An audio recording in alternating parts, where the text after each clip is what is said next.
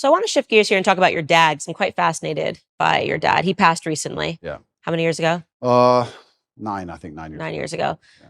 But wow, just wasn't at all what I was expecting. A chess champ, served the country. His name was Emery. Yeah. Really interesting to talk about just, I guess, your upbringing with him as this chess champ. How did he get into chess? Yeah, I do believe I had the best father on the planet. A lot of the things I regurgitate are regurgitated from him. A lot of the things I say, he literally said to me line for line. I believe that he was very morbid in his approach to life, and he wanted me to understand that he will not be here forever. And he wanted me to understand that when he is gone, I had a duty to fulfill. He talked about dying a lot, which I guess is kind of unusual, but he would, even though he was relatively young. He died when he was 58. But he was a chess professional. He was a professional chess player. He was one of the best chess players in the world. And what's most interesting about him is he almost predicted the future absolutely and utterly perfectly. He was talking about the Ukraine-Russia war back in 2013, and he was talking about how the gay people can't have children, so they're going to come for your children. Trust me, that's what they're going to do. The children are next. Like, he'd say all these things back like 10 or 11 years ago, and I'd be like, all right, Dad, you're a bit crazy. Calm down. But I guess when you're a chess player, you see the future. And he raised me with absolute accountability, and he certainly raised me and Tristan to be. He understood what the world expects of men, and he raised us to be strong. And even when we were in jail, my mother would call, I'd speak to her on the phone, and she'd say, how are you doing? And I'd say, oh, don't worry. And she would say, yeah, Dad raised you for this. Like, we were always raised to be warriors. So I don't think I could have possibly ever had a better father. I'm going to miss him forever. And I think the best thing I can do is be the best version of myself to give honor and respect to him. And I think that's the best thing. Where did he pick up chess? It's quite unusual. He's American. He was American. Yeah. Black American. Yeah. I don't know too many Black American chess players, full stop. Yeah. Where did he pick up chess? He taught himself. And he taught himself, and he just read a couple books. I think he read 3 chess books and ended up being one of the best players in the world. And it's incredible. It's incredible. But it's actually interesting when you talk about, we were just discussing affinity and how people are imperfect people and how it allows you to actually teach things better. My father, towards the end of his chess career especially, made most of his money teaching chess in inner city schools because he's a big Black guy. Mm-hmm. So the children would be like, okay, I'll listen to this man. You're right. So it's amazing how affinity is real, and coming from a certain socioeconomic background is real. And, we all talk about how ridiculous racism is, but also to a degree, pattern recognition is real. I look like him. I can be like him. These things are real. So yeah, he did fantastically well in terms of teaching, especially disadvantaged children.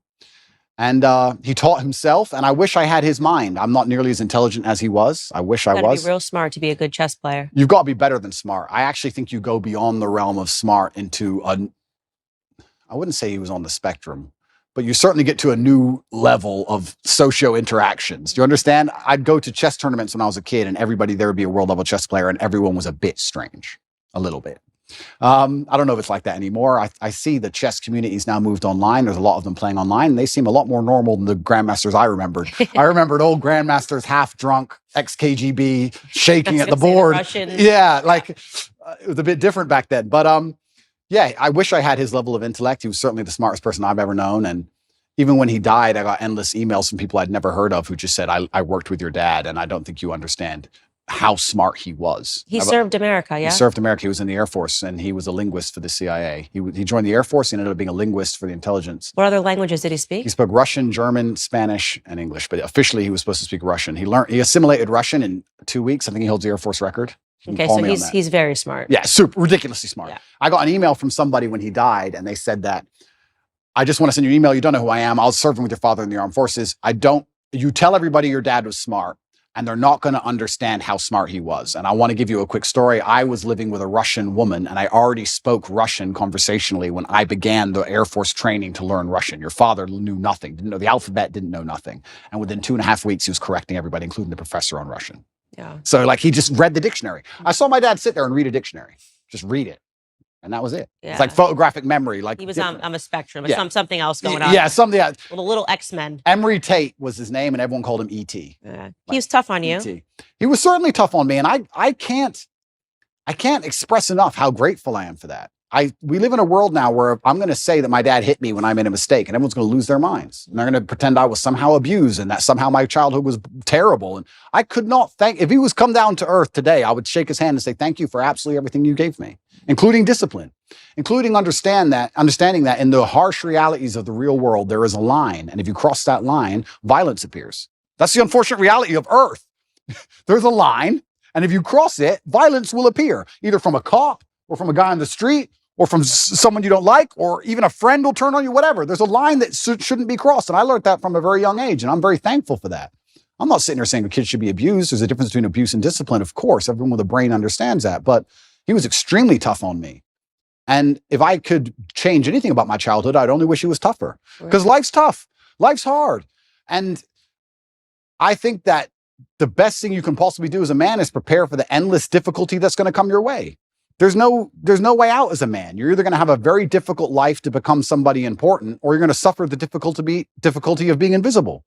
What do you want to do? You want to be invisible and just hide and work in Starbucks and never have a girlfriend who truly loves you and nobody care if you live or die? Or do you want to go out there and be top G and be the most famous man in the world and have government agencies trying to lock you up for no reason, putting you in a dungeon? You have to make a choice. It's going to be difficult either way.